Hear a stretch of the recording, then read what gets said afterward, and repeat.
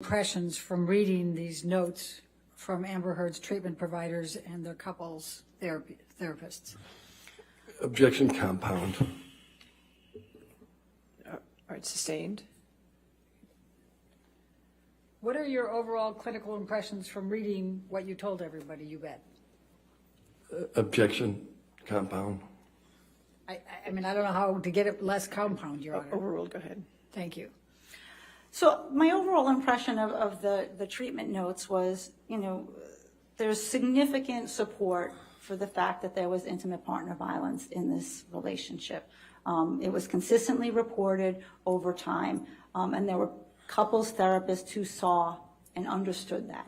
There were, Mr. Depp also attended a session with Dr. Connell Cohen with Ms. Heard. And in that session, he was very belligerent and mean and yelling and intimidating, and he even got up and stormed out, rolled a joint, and then came back later. Dr. Connell Cohen's impression was this is somebody who's poorly controlled. That's the same thing that Dr. Laurel Anderson said about him. And he stormed out of one of those sessions too.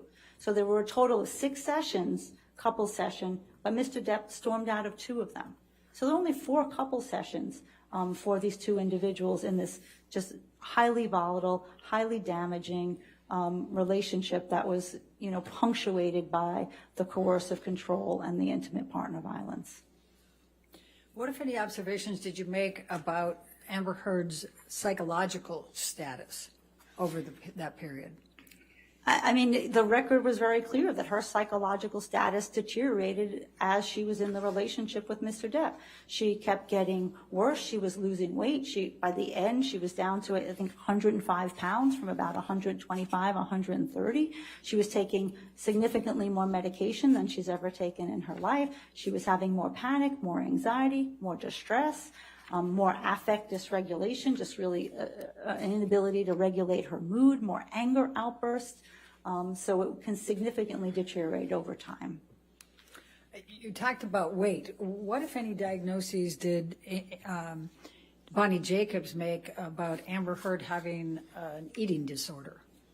There was no evidence in the record that Ms. Heard had an eating disorder. What, if any, observations did you make about whether Dr. Connell thought she had an eating disorder? There was no indication in his record that she had an eating disorder. Now, what, if any, observations did you make about the impact of Mr. Depp's substance abuse? So the substance abuse was a very relevant and complicating factor to this relationship.